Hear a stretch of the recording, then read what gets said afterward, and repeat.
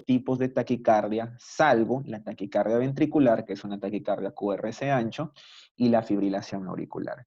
¿Por qué no abarca la fibrilación auricular si está dentro, si se origina a nivel auricular, ¿no? Y es una estructura por encima de la bifurcación de la vejiz? Por las particularidades que tiene la fibrilación auricular, tanto en su origen, su tratamiento, es por eso que este tema se trata en una guía aparte o en un apartado aparte por lo gran complejo que puede llegar a ser. Muy bien. Continuando, tenemos que las taquicardias supraventriculares usualmente son taquicardias QRS estrecho, como había mencionado.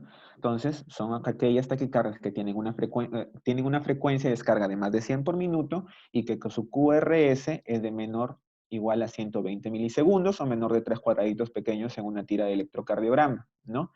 Las guías nos permiten clasificarlas en grandes grupos, ¿no? Las taquicardias que se originan a nivel atrial, como la sinusal, la taquicardia auricular focal, la taquicardia auricular multifocal, la taquicardia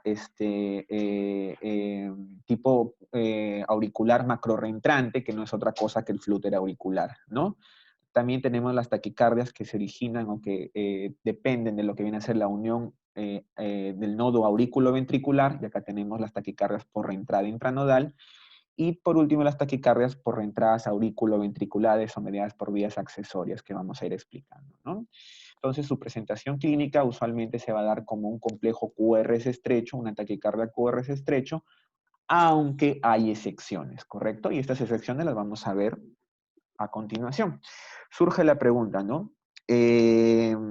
¿Algunas taquicardias supraventriculares pueden tener QRS estrecho? Obviamente que sí, ¿no? Y usualmente estas son las excepciones a la regla, que son en un mínimo porcentaje, pero hay que tener en cuenta, ¿no? Aquellas taquicardias supraventriculares que se dan en un paciente que ya tenía un bloqueo de rama preexistente o un defecto de conducción y que acelera su frecuencia, puede hacernos confundir. Aquellas taquicardias que hacen aberrancia de la conducción, es decir, cuando alcanzan una determinada frecuencia cardíaca elevada, se producen bloqueos funcionales o dependientes de la frecuencia de descarga y hace que aparente una taquicardia QRS estrecho. También los típicos pacientes renales que llegan con trastornos hidroelectrolíticos, desórdenes metabólicos, por ejemplo, trastornos asociados al potasio, y que hacen taquicardia, también puede aparentar una taquicardia QRS ancho. Aquellas taquicardias que se asientan sobre una conducción, sobre una vía accesoria o una preexcitación, los ritmos de marcapaso y también obviamente cuando tenemos un electrocardiograma mal tomado y aparentan los artefactos en la conducción como si fuese una taquicardia. Entonces hay excepciones a la regla, ¿correcto? Los mecanismos electrofisiológicos son tres principales, ¿ya? Tenemos por una iniciación anormal del impulso en un miocito, en un grupo de miocitos, lo que se conoce como un aumento del automatismo, es decir, los miocitos adoptan la función de un tejido de conducción, de una célula de conducción, perdón, cosa que no debería ser así, ¿no? Ellos tienen principalmente una función contráctil. Entonces se dice que es un aumento del automatismo. El segundo mecanismo electrofisiológico viene a ser por oscilaciones en el potencial de membrana, ¿no? Es decir, por postdespolarizaciones precoces, tardías, lo que se denomina actividad desencadenada. Ambos tipos, ambos mecanismos originan arritmias no reentrantes. Y tenemos un tercer gran grupo que se llaman aquellas mediadas por mecanismo de reentrada, ¿correcto? En la cual ciertas regiones del miocardio se activan más tardías, van a reexcitar zonas que ya habían recuperado la excitabilidad, originando un mecanismo de reentrada. Y este es una vía común a muchos tipos de taquicardia, como lo vamos a ver a continuación. Entonces, la última guía de la Sociedad Europea nos plantea un algoritmo súper complicado para hacer el diagnóstico diferencial, ¿no? De las taquicardias QRS estrecho, de si es regular. Por ejemplo, acá tenemos taquicardia, ya, más de 100. QRS estrecho, sí, en el EKG menos de 120 milisegundos. Vemos si es regular. No es regular, tenemos una fibrilación auricular, una taquicardia atrial o un flúter con conducción variable, una taquicardia auricular multifocal, etc. Si es regular, tenemos que ver las ondas P y así sucesivamente vamos desglosando todo este algoritmo. Voy a tratar de hacer al final de la exposición como una conclusión este algoritmo más simple para que se nos haga más rápido de llevar en la práctica diaria, que es lo que queremos en un sistema de urgencias, ¿correcto? Lo único que les pido por el momento que tratemos de memorizar es algo bien sencillo, que simplemente viene a ser cómo se denomina cada una, ¿no? Porque va a ser un poco complejo a la hora de desglosar cada uno, ¿no? Las taquicardias por reentrada nodal o intranodales, ¿no? Y las taquicardias por reentrada aurículo-ventricular o mediadas por vías accesorias, ¿no? Tratemos de aprender estos acrónimos para poder ir viéndolo a continuación. Entonces, rapidísimo nomás, la epidemiología de las taquicardias supraventriculares, ¿no? Aparte de la prevalencia, la incidencia, que son cifras numéricas, las mujeres suelen tener el doble de riesgo de realizar este tipo de taquicardias que los varones. Las personas mayores, adultas mayores de 65 más años, tienen 5 veces más riesgo que individuos más jóvenes. De nuevo, mujeres tienen más probabilidades de sufrir taquicardia por reentradas del nodo auriculoventricular que los varones, mientras que ocurre lo contrario en las taquicardias por reentrada auriculoventricular o mediadas por vía accesoria. La proporción de pacientes con taquicardias por reentrada AB disminuye con la edad. Es decir, las taquicardias por reentrada AB son más frecuentes en individuos jóvenes de 20 o 30 años, segunda o tercera década de la vida, mientras que la proporción de pacientes con taquicardia por entrada intranodal del nodo y auricular va a aumentar con la edad, en la cuarta o quinta década de la vida, y es el típico paciente que se presenta a emergencia, si nos ponemos a ver, ¿no? El flúter auricular, más frecuente en varones, aumenta con la edad, más común es el paciente que es fumador, tiene POC, ha tenido infarto de miocardio, insuficiencia cardíaca, y usualmente debuta con flúter auricular. La presentación clínica, obviamente, el síntoma más frecuente va a ser las palpitaciones. También pueden presentarse con fatigas, mareos, molestias torácicas, ¿no? Como dificultad para respirar y alteraciones del estado de conciencia, sobre todo en individuos más ancianos, ¿no? La disnea o los signos y síntomas de insuficiencia cardíaca pueden hablarme de que esta taquicardia ya produjo disfunción sistólica del ventrículo izquierdo, y lo que se llama taquicardiomiopatía. En pacientes mayores, por su misma edad y porque tienen un sistema circulatorio poco adaptable a los cambios de presión y de frecuencia cardíaca, los síntomas son más extremos. Va a haber más mareo, más presíncope, incluso pueden llegar a tener pérdidas de conciencia por las mismas taquicardias. Entonces, no solamente las bradicardias hacen que uno pierda la conciencia, también cuando se llega a determinadas frecuencias, pueden originar pérdidas de conciencia, sobre todo en ancianos. Surge la duda, ¿no? Una taquicardia supraventricular. Había dicho que las taquicardias ventriculares son potencialmente letales. Entonces, la pregunta es, ¿una taquicardia supraventricular puede matarte? La respuesta es sí, hay excepción, ¿no? Hay un riesgo de muerte súbita, sobre todo en pacientes jóvenes que tienen síndrome de Wolff-Parkinson-White y lamentablemente hacen una fibrilación auricular. Y esta fibrilación auricular, en el contexto de una vía accesoria, va a originar una fibrilación ventricular y va a originar que el paciente debute muchas veces con una muerte súbita no recuperada. Y es la verdad triste porque son usualmente pacientes jóvenes, ¿no? Otra vez tras intervenciones ya quirúrgicas tipo un switch auricular. Si nos llega un paciente que tiene un inicio repentino, brusco, paroxístico de la taquicardia, probablemente sea una taquicardia por reentrada intranodal o del nodo AB, o también por una taquicardia por reentrada aurículo-ventricular. Y hay ciertos signos que cardiólogos antiguos pues nos decían, el signo de la rana, que son como palpitaciones en el cuello, o el shirt flapping, que es la agitación del pecho que se aprecia a través de la camisa, ¿no? Esto es muy común de las taquicardias por reentrada intranodal. Muy bien, la evaluación inicial del paciente en urgencia, ¿no? Básicamente, que quede claro esto, lo estándar, obviamente, la historia, el examen físico, como sabemos, es irreemplazable. También dentro del laboratorio, ver cómo está la bioquímica, los electrolitos o algún desencadenante que puede originar este tipo de taquicardia y la función tiroidea no olvidar, ¿no? Recordemos que puede predisponer también. Y un EKG durante la taquicardia debería ser la regla, ¿no? Al menos durante la taquicardia es lo que nos va a dar el diagnóstico muchas veces o nos va a guiar sobre el tratamiento, ¿no? Y la ecografía transtorácica para descartar algún tipo de cardiopatía estructural. Muy bien, en cuanto al diagnóstico diferencial, 4 grandes grupos, ¿ya? Vamos a tratar de resumir en 4 grandes grupos, ¿no? Taquicardia sinusal, ¿no? Que suena súper sencillo, pero vamos a ver que no es tan así. las taquicardias supraventriculares paroxísticas, que es un gran grupo que abarca la taquicardia por reentrada del nodo aurículo-ventricular, la taquicardia por reentrada aurículo-ventricular, que es diferente, es totalmente diferente, es por eso que quería que se memoricen los acrónicos, y la taquicardia auricular o la taquicardia atrial, ¿correcto? El tercer grupo va a ser las taquicardias macro reentrantes o flúter auricular o aleteo auricular, que es lo mismo, y la fibrilación auricular, que lo he puesto acá con un punto acá aparte, porque este tema lo vamos a tocar tal vez en una exposición futura debido a lo complejo que puede llegar a ser. En estos gráficos he tratado más o menos de poner la vía con una explicación fisiopatológica, ¿no? Por ejemplo, tenemos acá una taquicardia por reentrada del nodo AB, la cual el mecanismo de reentrada se da a nivel del nodo AB, originando una reentrada que se perpetúa en el tiempo y una taquicardia. En este de acá tenemos la taquicardia auricular macrorreentrante o flúter, en la cual la reentrada se da a nivel macro, ¿no? A nivel de la válvula tricuspide, del anillo tricuspidio, perdón, ¿correcto? Tenemos las taquicardias atriales, las cuales se dan en focos específicos a nivel auricular, usualmente de aurícula derecha o izquierda, ¿no? Que despolarizan el resto de la aurícula.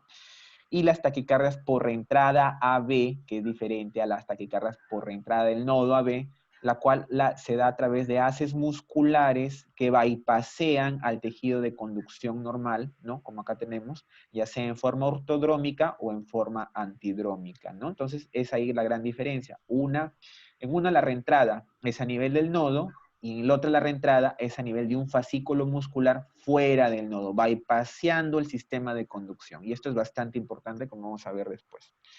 Y obviamente las taquicardias supraventriculares irregulares, que tenemos a la fibrilación auricular, totalmente caótico toda la actividad auricular, y la taquicardia auricular multifocal, que son 3 o más focos de despolarización a nivel auricular que originan este tipo de taquicardia. Vamos con el primer tipo, la taquicardia sinusal. Pues no es más que un ritmo sinusal que excede los 100 latidos por minuto, ¿correcto? Puede ser apropiada o puede ser inapropiada, ¿no? Apropiada significa en respuesta a estímulos fisiológicos u otros factores exógenos, ¿correcto?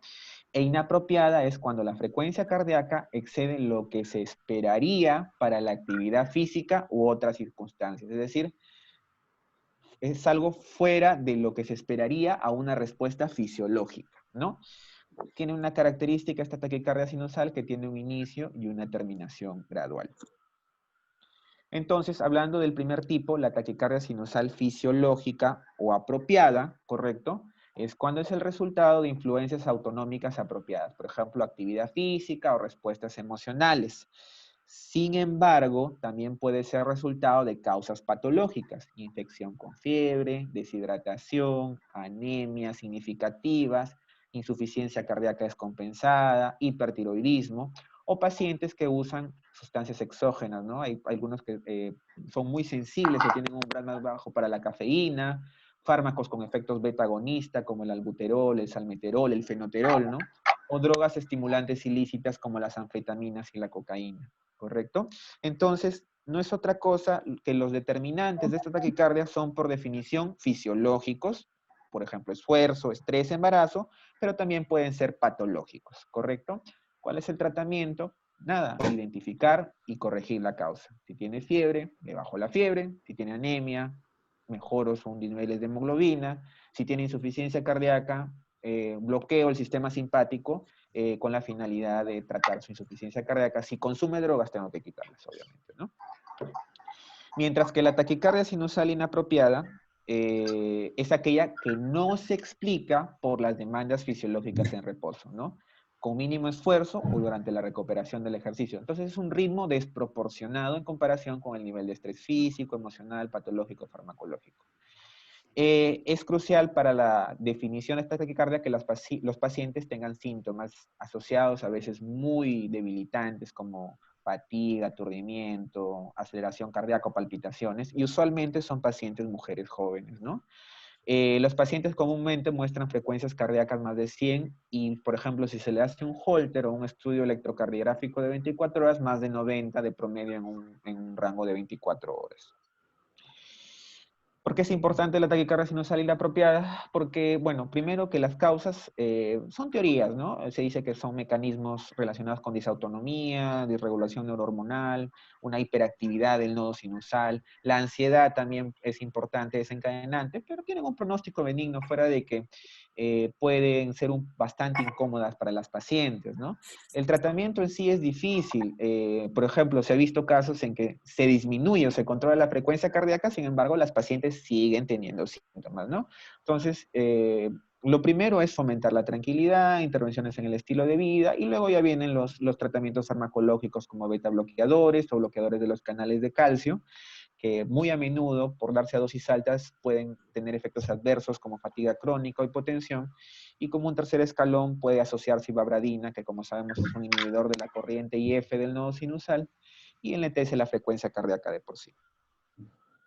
Tenemos importante conocer las características electrocardiográficas. Ya sabemos que es un ritmo sinusal acelerado. Entonces, como es un ritmo sinusal, tenemos que tener ondas P en derivadas 1, 2, positivas, perdón, en derivadas 1, 2, ABF, y negativas o bifásicas en la derivada B1, ¿no? Entonces tenemos un hombre de 73 años con neumonía, ¿no? Tenemos acá ondas P positivas en 1, en 2, en 3, negativas en ABR, y bifásicas a negativas también. Perdón, acá es en ABR, este es en ABR, ¿correcto? En ABR, entonces, es un paciente con una infección, probablemente con fiebre, deshidratado, que obviamente va a ser una taquicardia sinusal fisiológica, reactiva a esta situación patológica que tiene.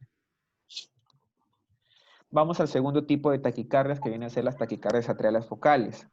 Las taquicardias focales, como había mencionado, se originan en un solo foco de los atrios o de las aurículas. Tienen origen en un punto aislado de las paredes o miocardio auricular. Y desde este punto aislado va a conducir en forma centrífuga a través de todo el tejido atrial, ¿no? Usualmente son pacientes adultos mayores, ¿no? En el contexto de que tienen una enfermedad cardíaca estructural, EPOC, alteraciones hidroelectrolíticas, entre otros, ¿no? Puede ser sostenida, incesante, es decir, persistente, o no sostenida, de inicio y terminación brusco. Puede tener un pronóstico benigno, hasta también puede ocasionar miocardiopatía o taquicardiomyopatía mediada por la misma taquicardia. Tiene características electrocardiográficas, ¿no? Como se origina a nivel del atrio, porque es atrial focal, va a tener ondas P bien definidas, con frecuencias entre 100 y 250 por minuto. Sin embargo, como no se origina en el nodo sinusal, sino en cualquier otro punto del atrio, la onda P va a tener diferente morfología y eje que la onda P sinusal. Es decir, no va a ser positiva en 1, 2, 3, ni negativa en ABR, sino va a ser cualquier otra cosa menos sinusal, ¿correcto? Y va a haber línea isoeléctrica, ¿no? La línea isoeléctrica es la línea que separa un complejo QRS de la onda P, algo así, ¿no? Las ondas P suelen estar más cerca del QRS siguiente que el previo, son taquicardias RP largo, ¿no? Entonces, estas taquicardias pueden originarse en cualquier zona de ambas aurículas, ¿no? Las zonas predilectas son la cresta terminales, el anillo, tricuspidio y mitral y las venas torácicas. Sin embargo, el origen más frecuente va a ser la aurícula derecha, ¿no? Y hay ciertos algoritmos que, para aquellos que gustan de la electrocardiografía o la vectocardiografía, nos puede predecir de dónde se origina la taquicardia, pero que escapa un poco más al caso del temario de esta discusión, ¿no? Tenemos un ejemplo, ¿no? Tenemos un paciente que llega con esta electrocardiograma. Vamos a tratar de hacerlo por partes, ¿no? Primero, ¿es taquicardia o no? Vemos 300, 150, 100, algo de 110 por minuto. Es taquicardia, más de 100. Segunda pregunta, ¿es QRS ancho o es QRS estrecho? Vemos que el QRS es estrecho, mide menos de 120 milisegundos, ¿no? Entonces, tenemos ya nombre y apellido, taquicardia, QRS estrecho. Tercero, ¿es regular o irregular? Vemos que guarda cierta regularidad en este tiro al largo. Entonces, una taquicardia, QRS estrecho, regular. Y nuestro algoritmo se va simplificando. Vamos a ver si es sinusal. Buscamos onda P positiva en 1, sí. Onda P en 2, negativa. Onda P en 3, negativa. Por B1 no es isobifásica ni es negativa. Entonces nos damos cuenta que la onda P no es sinusal. Y este electrocardiograma está bien tomado. Es una onda P que se origina a nivel auricular, porque hay onda P obviamente, pero que es diferente a la sinusal, lo cual nos hace pensar en una taquicardia auricular focal. Lo que nos interesa, por ejemplo, el manejo agudo de este tipo de taquicardias auriculares focales va a depender mucho de la inestabilidad o estabilidad hemodinámica. Si es inestable, va a haber una cardioversión sincronizada. Si no es inestable, podemos probar con adenosina. Si son inefectivas, beta bloqueadores endovenosos que lamentablemente no tenemos en Perú, lo que tenemos es verapamilo endovenoso, litiasen tampoco, ¿no? Y si son inefectivas, ya vienen otras drogas con menos nivel de evidencia. Y vemos viendo acá como la miodarona, que muchas veces tendemos a usar para todo tipo de taquicardia, va perdiendo su clase de recomendación y su nivel de evidencia es muy bajo, 2 veces, ¿no? Vamos con el siguiente tipo que viene a ser la taquicardia atrial multifocal. Ya no unifocal, multifocal, ¿correcto? Entonces, la es definida como un ritmo rápido, irregular, con al menos 3 distintas morfologías de ondas P en el EKG de superficie, porque son múltiples focos a nivel del tejido atrial. El mecanismo en sí no está bien definido, se asume que hay la variabilidad de la morfología de la onda P implica un origen multifocal, pero no hay un mecanismo bien definido de esta No, que va a taquicardia, ser ¿no? Y definido está ya. comúnmente asociada con condiciones subyacentes, ¿no? Usualmente estos pacientes tienen enfermedad ¿Tú pulmonar, sabes? hipertensión pulmonar, enfermedad coronaria, valvulopatías, también pueden tener hipomagnesemia o pueden haber tenido algún tipo de terapia con teofilina como un desencadenante. Entonces, como es multifocal, obviamente va a haber, o sea, se originan en múltiples focos, los intervalos PP, PR y RR van a ser variables. Es decir, va a ser una taquicardia QRS estrecho irregular. ¿Y cómo diferencio si es irregular de la fibrilación auricular? La vamos a diferenciar porque estas taquicardias va a tener un periodo isoeléctrico entre las ondas P. Es decir, la FA no